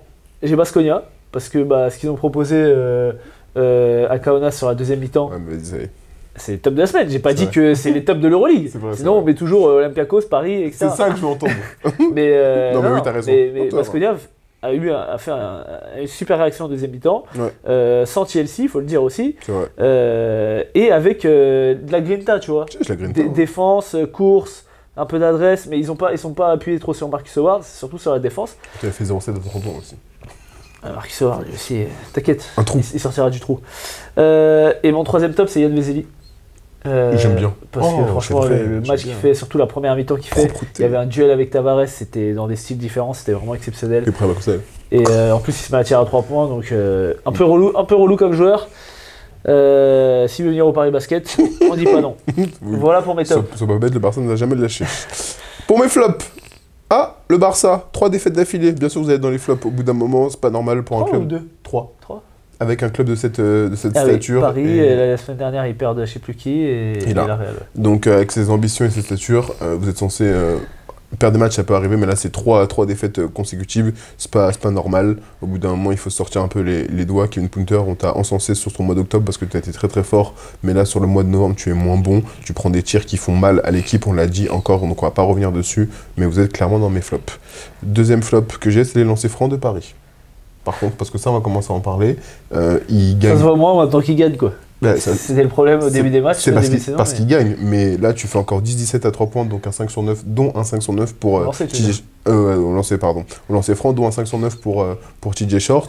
58%, c'est pas normal. Ah C'est ouais. pas normal, tu dois être beaucoup plus haut, parce que sur des matchs qui se jouent à une ou deux possessions, t'en as déjà perdu sur ce début de saison, tu peux pas te permettre d'en perdre encore. Oui, par la suite. mais c'est franc, c'est une autre discipline. C'est une autre discipline, je le dis, tu peux être moins adroit, sauf que là c'est collectif. Donc au bout d'un moment, il y a des joueurs qui sont plus adroits au lancer franc et d'autres qui le sont moins, je le reconnais, tu vois, mais Toute évidence, statistiquement, si les joueurs qui sont plus adroits tirent moins, ça a moins d'impact sur celui qui tire le plus dans ses francs, c'est quand même TJ Shorts. ils ont qu'à être plus adroits. Merci. Ok, C'est mais bien fait. il met des tirs à 3 points maintenant, TJ Il Shorts. tire à 3 points. Mais là, ça donne- Trouve-moi le pourcentage à 3 points, parce qu'il était remonté à 30 avant cette journée, là il fait encore 2 sur 2. Donc je veux bien voir le pourcentage, parce qu'à mon avis, il est pas dégueu du tout. Hein. Alors, c'est bon tes flops? Oui, c'est bon. Alors moi mes flops, j'ai été plus large, j'ai dit les leaders sauf Paris. L'Olympiakos qui perd aux Partisans. Le Fenerbahçe qui perd contre Milan. Le Pana qui perd contre... Bon allez, le Pana ils perdent contre Monaco. Et on parlait de qui là juste avant? Le Barça. Barça. Le Barça qui perd. Donc en fait, et Kaunas aussi, toutes les équipes qui étaient devant, et les Bayern a perdu aussi d'ailleurs, donc toutes les équipes leaders sauf Paris ont perdu. Ça montre que cette Euroleague est vraiment hyper compétitive. Mais tu as le droit quand même, dans certains cas, d'asseoir un peu ou de proposer quelque chose. Par exemple, le Bayern, ils se sont fait désosser. Vraiment. Voilà. Alors, combien? 36,4. C'est une dinguerie, oui. Ouais. Qu'est-ce qu'on a dit? On a dit si TJ Short commence à mettre des tirs, ça Mais va même vraiment avant être qu'ils mettent des tirs. Il était déjà relou, il était mais déjà- s'il il commence, était à déjà mettre trop fort. s'il commence à mettre des tirs à 3 points, ça va vraiment devenir très très relou très rapidement. 36,4%. Ouais, 65 au lancer, tu vois, Ah, c'est pas assez. ça, c'est pas assez. De toute Ah, façon, franchement. après, le mot par rapport au top ou au flop, c'est que ici c'est Paris, c'est tout. Qu'est-ce que je te dis? Il domine, mon gars. Il domine de la tête et des épaules. Et mon deuxième flop, c'est Jabari Parker. Oh, t'es dur. Il a fait un mauvais match. Mais c'est les flops de la semaine, Bah donc t'as le oui, droit. toi tu veux pas comprendre le C'est principe vrai. des top et des T'as le flops. droit. Mais t'es dur, je trouve que t'es Bah, dur. sur cette semaine, je Oui, dis pas que Jabari c'est Parker, vrai. encore une fois. Sinon, dans ce cas-là, si on fait les tops et les flops de la saison, on va toujours mettre Paris, on va toujours mettre Bologne et Berlin en flop. Mais c'est pas intéressant. Je Non, pense pas c'est que pas le public c'est ce qu'il demande. Non, c'est pas ce qu'il Ils demande. veulent de l'analyse fine. Voilà, donc Voilà. on l'a fait sur Olympiakos. Mais Jabari Parker, Voilà, t'as raison. Jabari Parker, 3 sur 10 à 2 points, 2 sur 8 à 3 points, je crois, ou 1 sur 8 à 3 points ouais, de c'est mémoire. dramatique. Fait Dramatique. catastrophique. Dramatique. Match dramatique. Et en plus, il est sur la mésentente justement à la fin avec Justin Anderson. Switch, pas switch. Sur les tirs de Campazzo. Donc voilà, il fait une très bonne saison, hein, Jabari Parker. oui, et le job, Mais Jade. voilà. On passe au 5 de la semaine. Let's go, Parti c'est pour là où le je veux 5 t'entendre. Majeur. Alors, ton 5. Vas-y, dis-moi. Alors, en poste 1, Je l'ai pas. la crème de la crème. Je l'ai pas lu. MVP de Final Four. Ancien MVP Final Four, je l'ai déjà dit. Ah ouais. Nando De Colo, Depuis que t'as ouais. des verrues, ça se réussit pas. Calme-toi, j'ai pas de verrue, merci. Nando De Colo. T'as ses stats sous les yeux? J'ai pas ses stats sous les yeux, mais on les a dit tout à l'heure. Exactement. Il a fait 17 16 points, minutes, 17 points, 4 passes, 21 déval, 21 de plus minus. Il a été monstrueux. Il met des gros tirs. à la Il fin met des pour gros finir le tirs, match. donc bien sûr qu'il est dans mon 5. Après, j'ai Alpha Diallo, on a donné ses stats tout à l'heure. Il a 35 déval, il fait 24 points. Il a été fort en attaque, en défense, il a quasiment rien loupé. Mettez du respect, put some respect on this name. Après, Mirotic, t'aimes bien ce joueur toi, non? Ouais. Ouais, très bien. Mirotic, moi je l'ai dans mon 5 parce qu'il a bousillé tout simplement le Ah, Fener. il fait quoi? Il fait 29 points, combien des balles? 36? 35 ou 36, ouais. Ouais, enfin bref, voilà. Quand t'es au-dessus des 30 des balles, c'est dur de pas te T'es mettre dans le cinq. 5. Philippe Petrousev. Sauf pour Facundo Campazzo. Voilà. Philippe Petrousev, il est dans mon 5 de la semaine. Il a fait 34 déval aussi contre le Bayern. Il était à 15 points. Il termine à 24, je crois. Donc il a bousillé encore. J'espère qu'il va vite revenir. Il est en prêt, mais j'espère qu'il va vite revenir à l'Olympiakos. Et on va virer Moses Wright et qu'on va mettre Philippe Petrousev, même si Moses Floyd fait du bon travail. Et en dernier, j'ai Walter Tavares, on a donné ses stats tout à l'heure, il a fait 24-18. Mon pote, il a 39 déval. S'il n'est pas dans le 5, je ne comprends plus rien à l'Euroleague. Bah Maintenant, écoute, maintenant, je vais t'écouter. Vas-y, parle maintenant. Je vais chercher j'ai mon le même, couteau. Sauf ta machette. J'ai le même 5. Sauf que Sauf moi j'ai mis Mirotic en poste 4, Ouais. Petrousev en poste 3. Ouais. Et j'ai mis Rokas Jokubaitis en poste 1. Allez, vas-y, c'est bon. Allez, À la coupez la place vidéo. de- à la C'est bon, place vas-y, de- non, de- coupez la vidéo. Coupez la vidéo. Coupez la vidéo. Quoi? Coupez la vidéo. Il joue Berlin, frère. Et alors? Il joue Berlin. T'as vu le match qu'il fait? Mais j'ai vu le match, je t'en ai parlé tout à l'heure, je t'ai dit très bon match de Kubaitis, et depuis qu'il est au Maccabi, j'aime beaucoup le joueur que c'est. Il a vraiment plus de responsabilité, il est plus en confiance, il met des tirs, il commence avec 8... Moi j'ai vu le match, donc il commence avec 8 points d'affilée, c'est lui qui porte le Maccabi à 8-0, derrière ça déroule, ils sont à plus 15, donc non, oui j'ai vu le match. Il fait 24 points, Mais 11 sur oui, 13 à mais 2 j'ai vu points, le match, tu m'en parles 6 pas. passes, Oui, 29 déval. oui. Même si c'est contre Berlin, pour Merci. moi le match est de meilleure qualité Que dans que dans le le Colo. face à les fesses. Ah arrête aussi. Bah oui. Mais allez, toi aussi, Bah, vas-y. oui. Eh, vous savez quoi? Dites-moi en commentaire, est-ce qu'Ozan, c'est une merde ou pas? Voilà, c'est bon ou pas? Ah là là. Non, Toi j'avoue. t'as de la chance, je suis plus dans le trou. Enfin t'as de la chance, j'étais dans le trou la semaine dernière. Parce que sinon t'aurais pas la bouche comme ça. Bon, je vais avoir la boca jusqu'à qu'on se rejoue l'année prochaine. Bon bref, voilà pour cette émission. Elle sortira normalement en temps et en heure. Chiche, ta gueule. Et parle du mal. coup, t'as pas le droit de parler gros. On parle mal. Je crois on est où là? Attends, on va régler ça. Vas-y, coupe la vidéo. Ouais, et- Allez, bye, c'est bon. Bref. C'est bon, À la semaine prochaine pour une double journée. Non, mais attends, on va pas finir là-dessus. On va clairement pas finir là-dessus. Regarde-moi bien, on va pas finir là-dessus. C'est bon ou pas? En mode, enlève ton slip et après, la semaine prochaine, on va pas finir là-dessus. La semaine prochaine, double journée, les gars. Donc, ça va être rude. Soyez pas bêtes. Soyez pas bêtes. Il y a des matchs qu'on va squeezer parce que double journée. En plus, après le week-end prochain, je suis pas là. Donc, comme d'habitude, même s'il a dit en début d'émission, n'oubliez pas, il faut s'abonner, commenter surtout, ça c'est ultra important parce que c'est toujours intéressant d'avoir des retours. Peut-être que nous, des fois, on est biaisé par rapport à ce qu'on voit. Donc, n'hésitez pas à nous faire des retours. Voilà, envoyez des DM, commencez à dire si vous avez bien aimé. Bizarre quoi. Commencez à dire si vous avez bien aimé Ouais. l'émission. Merci. Et surtout, abonne-toi. Pas Banks. Enlève ton slip.